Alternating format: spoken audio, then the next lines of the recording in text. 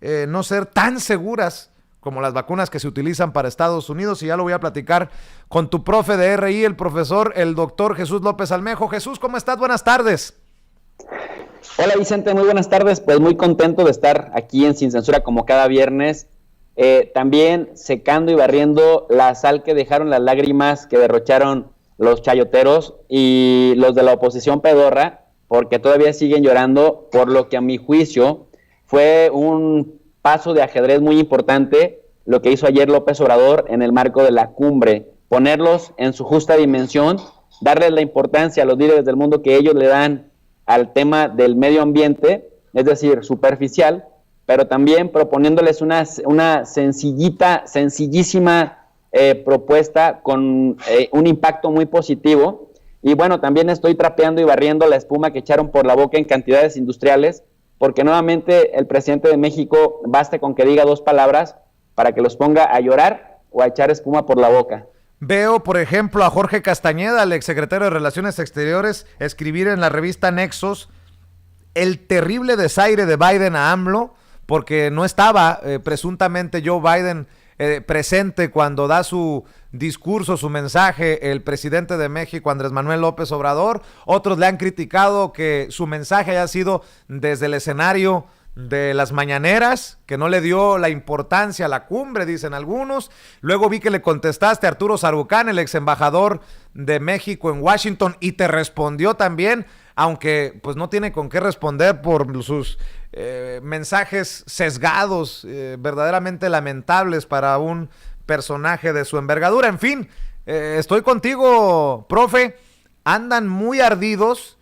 y bueno, el análisis desde tu perspectiva es positivo. Una jugada de ajedrez la llamas.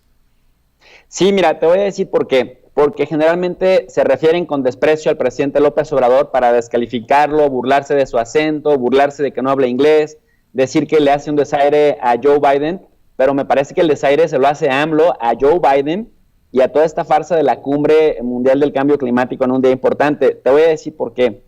Porque AMLO habla despacito, pero sí habla con números, sí habla con datos. Sí pone soluciones prácticas. Fíjate, parte del discurso neoliberal en la educación, por ejemplo, en la universidad te dicen, establece programas, pedagogía y didáctica para la resolución de problemas lógicos de manera eficiente. Y en estas cumbres empiezan a hablar con discursos muy elevados, con fórmulas muy técnicas, que en realidad de lo que se trata es de favorecer a los grandes negocios que lucran con las supuestas energías verdes y con las supuestas energías limpias, que son caras, malas y que favorecen a estas empresas de los países industrializados que se inventaron este cuento para venderle a los países en desarrollo. Entonces, ¿qué dice López Obrador? Bueno, si se trata de medidas efectivas para paliar el cambio climático, nosotros proponemos dejar de vender petróleo crudo y que se venda dentro de México únicamente lo que se necesite. Y mira que con ello ataca el consumismo de los derivados del petróleo. Y el consumismo, uno de los grandes demonios de la globalización, que consiste en que la gente compremos de manera masiva incluso lo que no necesitamos y que después desechamos fácilmente, que se convierte en basura, en estas manchas gigantescas de basura contenida en los océanos.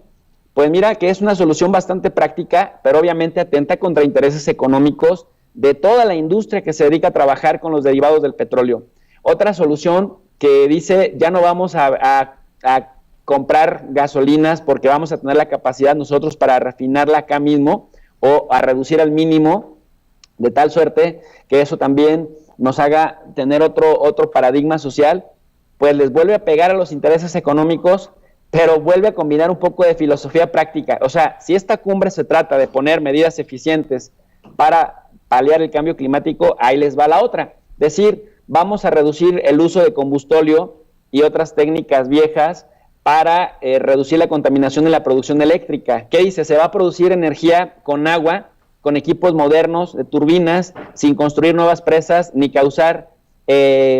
afectaciones ambientales. Nuevamente les vuelve a poner sobre la mesa una medida concretita, sencillita, no tan costosa en términos económicos para quien la ejecuta, pero le pega a los intereses económicos de aquellas grandes empresas transnacionales que al amparo de producir supuesta tecnología verde, limpia, etcétera, para el cuidado del medio ambiente,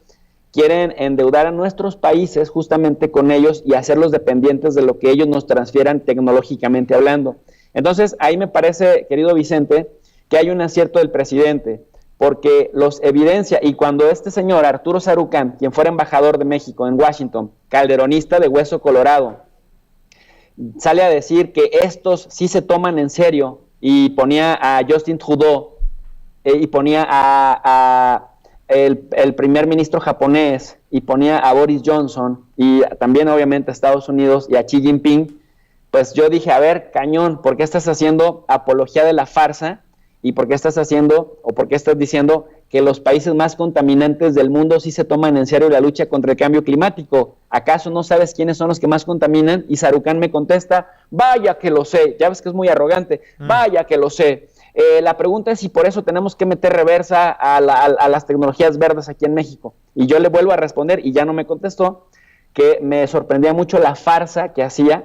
o la apología que hacía de la farsa, de por ejemplo, mira, fíjate qué tan en serio se la toman, Vicente. Japón acaba de anunciar que va a verter al mar agua contaminada de las plantas de Fukushima, agua nuclear. Y obviamente China y Corea del Sur ya se les abrieron los ojitos y pusieron los pelos de punta, porque dicen, esto va a contaminar también a la fauna marina que nosotros consumimos para nuestra población.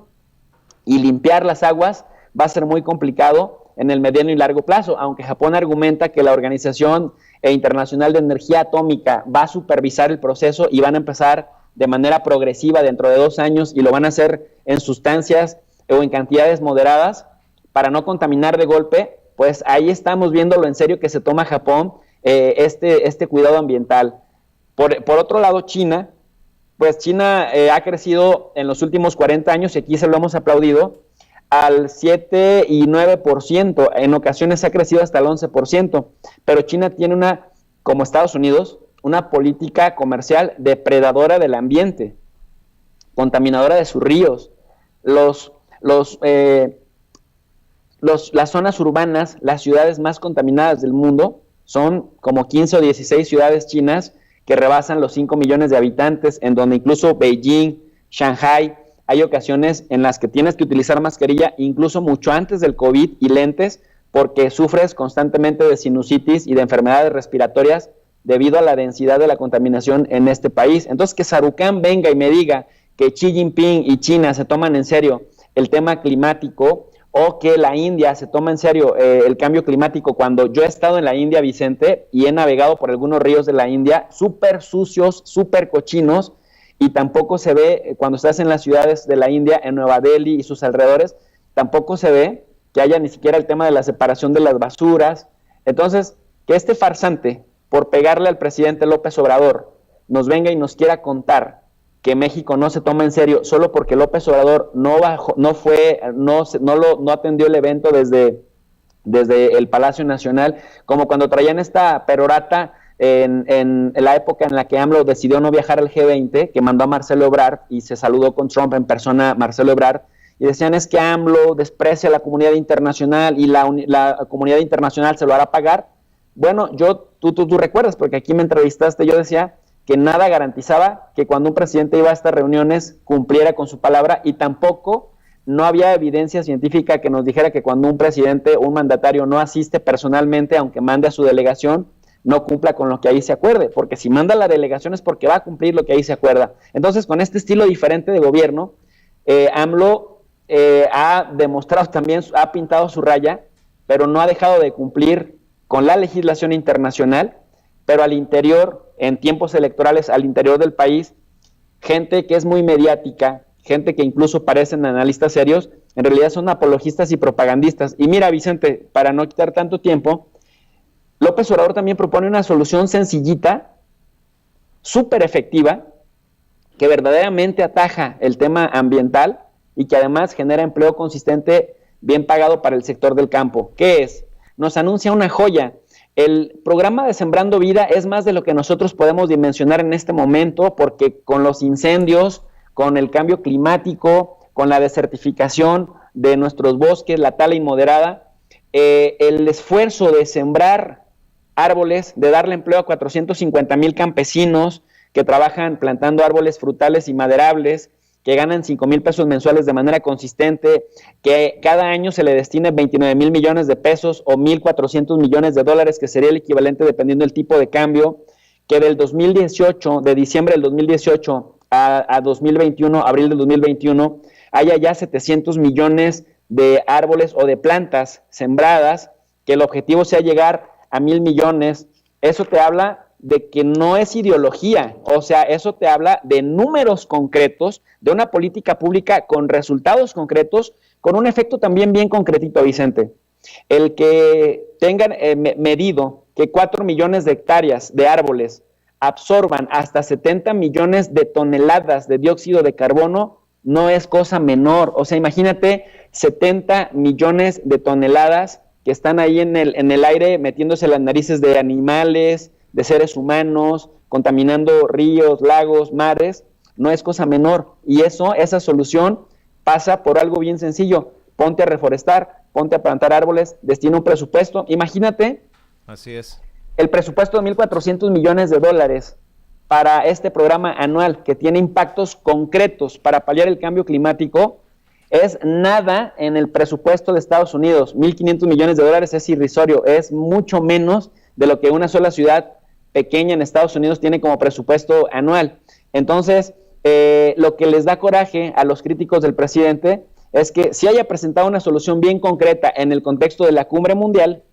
de líderes supuestamente preocupados, dice Sarucán, que sí se toman en serio el tema del cambio climático, y no haya dicho nada AMLO de presionar a las empresas las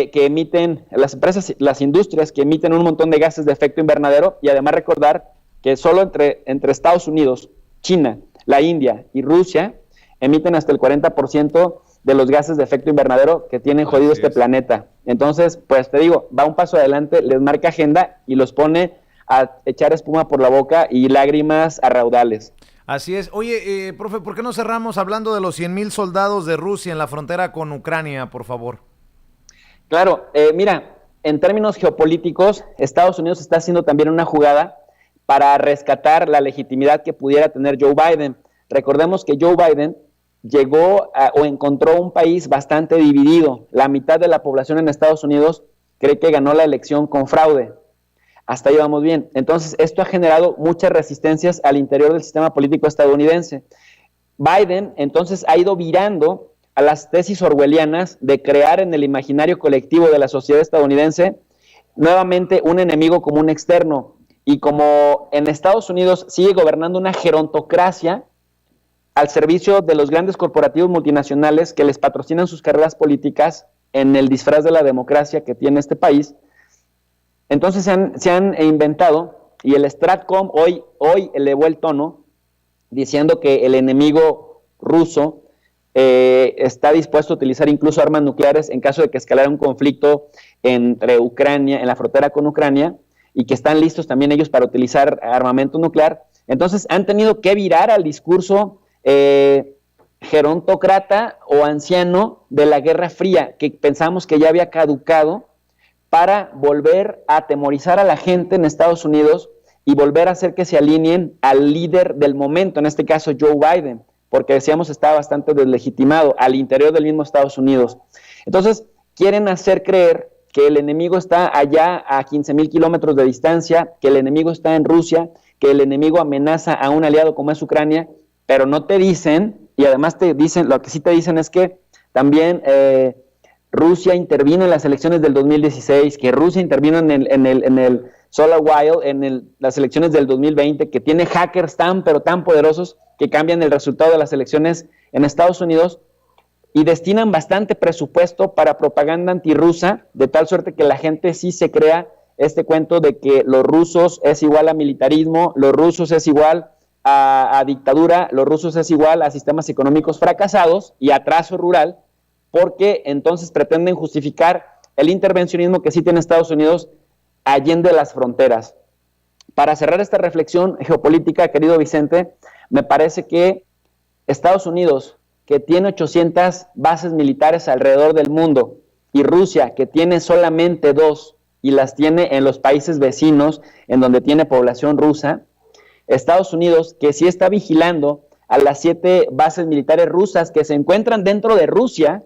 cercana a las fronteras de aliados de la OTAN, cada vez pierde más elementos y cada vez pierde más legitimidad al momento de acusar a sus vecinos de hacer lo que Estados Unidos realmente sí hace. Entonces me parece que hay que tener mucho cuidado, o que hay que seguirle la pista a estos discursos que pretenden legitimar una posición militarista disuasiva, porque pretenden hacerle creer a la gente, al ciudadano estadounidense de a pie, Vicente, que los 100,000 soldados rusos en Ucrania les representan un peligro mayor a ellos que su sistema de salud interno, caro, costosísimo y muy ineficiente. Pretenden hacerle creer a los estadounidenses que Rusia, movilizando tropas en su propia frontera y en sus propias bases militares dentro de Rusia, violan más el derecho internacional que sus 800 bases militares en el mundo, y que les afecta más eso a la desigualdad estructural neoliberal que inició desde con Ronald Reagan sin vuelta de hoja. Le pretenden hacer creer al estadounidense promedio que Rusia, con sus 100,000 soldados en la frontera con Ucrania, les representa un mayor peligro a ellos, al estudiante, al comerciante, al profesionista estadounidense dentro de Estados Unidos, que además se tiene que chutar el peligro del racismo, que se traduce en loquitos solitarios armados que van matando a gente y que han ocasionado más muertes en Estados Unidos que todos los militares que han muerto en las guerras en las que ha participado Estados Unidos desde la guerra de Corea. Y entonces eso te habla de los efectos que tienen los aparatos de propaganda, y que por eso es muy necesario volverlos a abordar con seriedad, con honestidad intelectual. Podremos ser ciertamente limitados en muchos aspectos, pero si somos honestos y tratamos de meterle objetividad al asunto, nos damos cuenta de este gran juego que están llevando a cabo para regresarnos a la paranoia de la Guerra Fría, Vicente. Pues qué interesante análisis como siempre, doctor, y bueno, pues hay que seguir pidiéndole a la gente que nos apoye, que te apoye en tus esfuerzos independientes, que cada vez se ponen mejor. Muchas gracias. Pues quiero invitar a toda la gente a que se suscriban al canal de Tu Profe de RI, Profe de Relaciones Internacionales, en donde les presentamos cursos gratuitos de geopolítica, organismos internacionales, relaciones internacionales y, por supuesto, también acontecimientos históricos como el genocidio en Ruanda, la Revolución Francesa, el genocidio en Armenia, etcétera, etcétera, en aras de aportar herramientas didácticas y pedagógicas para que cada quien se forme sus propios criterios. Recordarle a la gente que también somos el único canal de académico educativo que les pone de manera gratuita las lecturas al pie de cada sesión, de cada clase de relaciones internacionales, lecturas de revistas arbitradas, de revistas indizadas y de capítulos de libros de las mejores editoriales en español de este país, para que la gente realmente vaya armando su biblioteca digital y tenga herramientas, como sucede igualito en la universidad, pero con mucha más pasión, con mucha más honestidad y con muchísimo más cariño para el despertar de las conciencias, Vicente. Pues te agradezco como siempre, profe, te mando un abrazo y échale muchas ganas. Ahí está al pendiente la audiencia de Sin Censura de las clases en Tu Profe de RI. Buenas tardes, buen fin de semana.